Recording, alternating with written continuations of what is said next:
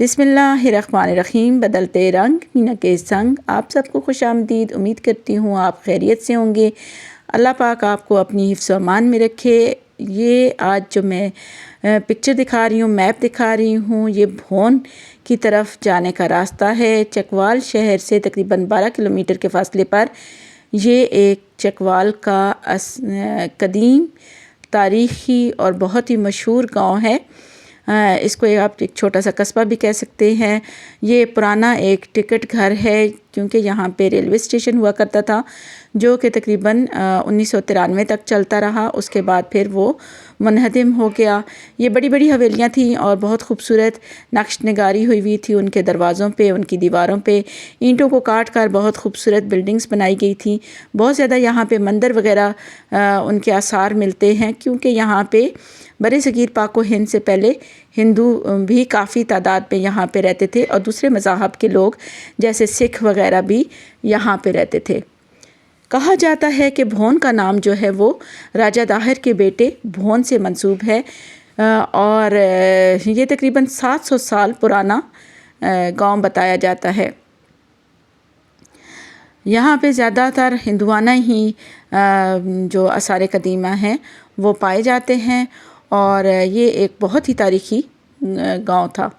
हम लोग शहर चकवाल से होते हुए भोन की तरफ नहीं गए बल्कि हम लोग अपने गांव से दरमियान का रास्ता यानी आप कह लें कि शॉर्ट रास्ते से हम लोग जा रहे हैं। तो रास्ते में फिर इस तरह के मनाज़र हमें मिलते हैं जो कि हम ज़रूर उससे महसूस होते हैं, आपको भी महसूस कराते हैं। जी सारा ज़ोर लगा चुके हैं मुबशर साहब लेकिन ये इससे नहीं चल रहा। ये काफ़ी हैवी होता है। मैंने भी कोशिश की थी लेकिन मुझसे भी नहीं चला तो इसके बाबा ने ये चलाया। और ये पानी का ये मैंने पहले भी आपको एक और गांव में दिखाया था। वहाँ पे ये था कि कुआं जो है ऊपर से कवर्ड नहीं था लेकिन इसमें बहुत अच्छी बात है कि ये जाली के साथ ऊपर से कवर है ताकि कोई भी इस तरह की गैर ज़रूरी चीज़ बीच में गिरे नहीं। दूसरा ये है कि यहाँ पे बकरियाँ, गाय वगैरह और जानवर चूँकि इर्द गिर्द बिल्कुल ही वीराना है, खेत वगैरह हैं, जंगलात वगैरह हैं तो कोई भी परिंदे वगैरह और जानवर वगैरह इसके अंदर गिर सकते हैं। तो इस तरह से ये हिफाजत के लिए जाली का ऊपर लगाना बहुत ही एक अच्छा इक़दाम है। यहाँ से एक सड़क जाती है जो कि खुशाब की तरफ और कलरकार की तरफ से जाती है लेकिन वो भी भोन के रास्ते से जा रही होती है। और ये जो गाड़ियाँ आप लोग देख रहे हैं ये उधर ही जाती हैं। यहाँ पे आगे यानी कलरकार की तरफ ही आगे जाएं तो एक और दरगाह आप कह लें या मज़ार कह लें, पीर दा खारा बहुत ही मशहूर है। कुएं के बारे में यहाँ पे चकवाल में बहुत खूबसूरत गाने जो हैं वो मशहूर हैं। एक तो ज़ीशान रोखड़ी का गाना बहुत मशहूर है कि तेरे खूह ते आइयां सावे तंबाकू, तेरे खूह ते आइयां सावे तंबाकू, असी जग लुटेरे तुसी लुटिया साकू। तो खैर गा के तो मैं आपको नहीं सुना सकती, मेरी कोई इतनी अच्छी आवाज़ नहीं है। एक और गाना यहाँ पे बहुत मशहूर हुआ था कि घड़ा झोल झोल के भरनी हाँ, तो वो इस तरह का वो बहुत खूबसूरत गाना था। बहरहाल भोन के बारे में जो कुछ मुहावरे जो हैं वो बहुत मशहूर हैं। उनमें से एक मुहावरा मैं आपको सुनाऊंगी। वो तो है जनाब कि भोन शहर, जैसे कि मैं आपको बता रही थी कि बहुत ही तारीख़ी शहर कह लें या एक गांव कह लें, बहुत ही तारीख़ी है। और यहाँ पे बहुत सारे मज़ाहब के और बहुत सारे अकायद से मुतल्लिक़ लोग रहते रहे हैं। और जब इतनी ज़्यादा आबादी थी तो ज़ाहिर है कि लोग भी काफ़ी पढ़े लिखे भी थे और समझदार भी थे। और कहते क्या हैं कि यहाँ की आबादी जो है वो मैक्सिमम पढ़ी लिखी है, यानी यहाँ का जो लिटरेसी रेट है वो 100% है। यहाँ पे अभी आप देख रहे हैं कि लेफ़्ट राइट आमने सामने बिल्कुल स्कूल बने हुए हैं। प्राइवेट स्कूल काफ़ी सारे हैं और उसके अलावा गवर्नमेंट स्कूल भी काफ़ी हैं। चूँकि ये रकबे के हिसाब से काफ़ी बड़ा गांव है इसलिए यहाँ पे एक से ज़्यादा बॉयज़ के लिए और गर्ल्स के लिए स्कूल वगैरह हैं, जैसे गवर्नमेंट स्कूल वगैरह।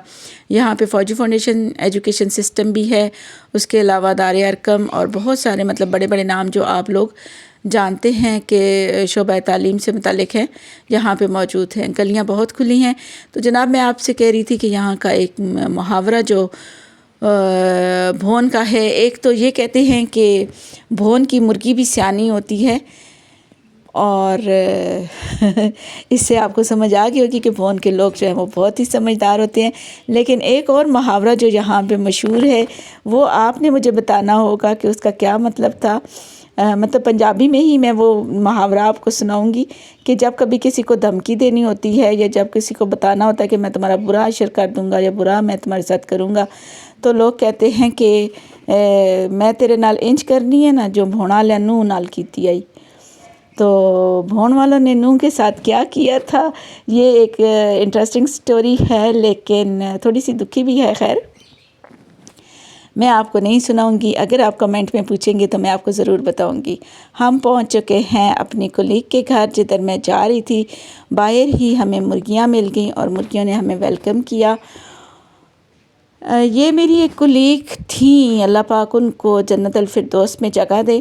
آج سے بہت سال پہلے کی بات ہے کہ وہ ہم سے ایک روڈ ایکسیڈنٹ کے حادثے کی صورت میں جو ہے وہ ہم سے جدا ہو گئیں، اور اپنا چھوٹا سا بیٹا یعنی ان کا تقریباً 8-9 ماہ کا بیٹا تھا جو کہ رہ گیا۔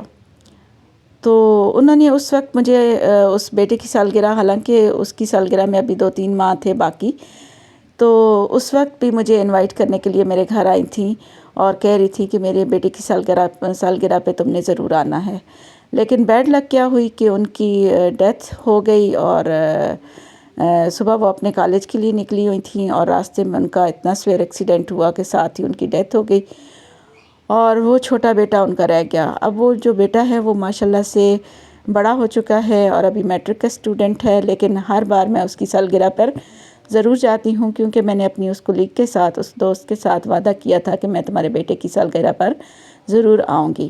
یہاں سے بڑے بڑے ڈمپر گزرتے ہیں، میں نے آپ کو بتایا تھا کہ اس طرف خوشاب ہے اور کیا ہے کلر کہار ہے، پیر دا کھارا ہے، تو اس لیے کافی بڑے بڑے ٹرک وغیرہ ڈمپر وغیرہ یہاں سے گزرتے ہیں، اس لیے یہ روڈ صحیح طرح سے ریپیئر نہیں ہو رہی۔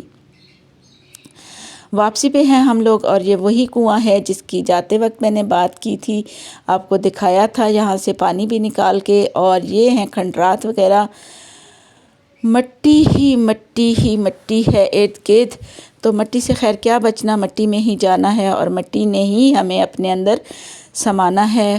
تو اللہ تعالیٰ کرے کہ جب ہم نے مٹی میں جانا ہے تو مٹی ہمارے لیے ماں کی گود کی طرح نرم ہو جائے۔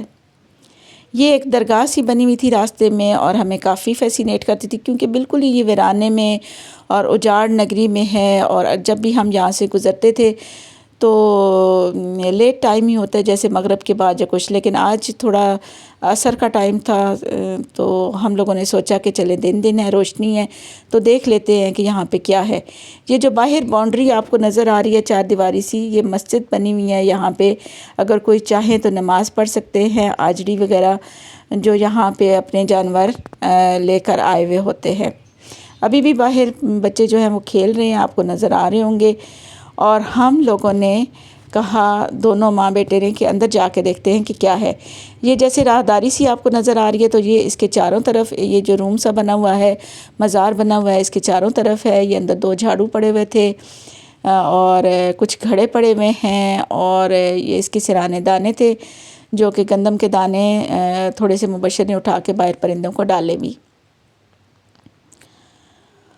اور جو ہے نا اس کے سرہانے جو ہے کچھ شہید ہوئے سپارے وغیرہ بھی پڑے تھے اور قرآنی قاعدے پڑے ہوئے تھے، تو لگتا ہے کہ کسی دور میں شاید بچے یہاں پہ بیٹھ کے پڑھتے ہوں۔ مسواک اتاری جا رہی ہے جی۔ مسواک کے بھی بہت سارے فائدے ہیں، دانتوں کو تو مضبوط کرتے ہی کرتے ہیں، لیکن اس کے علاوہ ایک بات یہ ہے کہ اگر آپ کی پاکٹ میں مسواک رہتی ہے تو خدا نخواستہ کہیں آپ کا راستے میں ایکسیڈنٹ وغیرہ بھی ہو جاتا ہے تو آپ ایسے ہیڈ انجری یا اس طرح کی فریکچر وغیرہ سے بچ جاتے ہیں، اور یہ ہمارا آزمودہ آپ کہیں کہ ٹوٹکا ہے یا آزمودہ ٹرک ہے، آپ بھی ضرور کیجیے گا اپنی حفاظت کے لیے۔ ایک تو مسواک جب ہاتھ میں ہوتی ہے تو ہم غیر دانستگی میں بھی دانت صاف کرتے رہتے ہیں اور دانتوں کو مضبوط کرتی ہے اور سنت بھی پوری ہوتی ہے۔ شام کا ٹائم، سورج ڈوبنے والا ہے اور ہم واپس اپنے گھر آ رہے ہیں، اور یہ خوبصورت منظر، اس کے ساتھ ہی میری ویڈیو بھی ہونے والی ہے ختم۔ آپ نے اگر میرا چینل سبسکرائب نہیں کیا تو کر لینا ہے آپ نے سبسکرائب، اس کو شیئر بھی کیا کریں، اور جس طرح ہو سکے، ممکن ہو سکے، مجھے سپورٹ کیا کریں۔ اللہ تعالیٰ آپ کا حامی و ناصر ہو۔ اپنا رکھیے گا بہت زیادہ خیال، اور اگلی ویڈیو تک آپ سے چاہوں گی اجازت۔ اللہ حافظ۔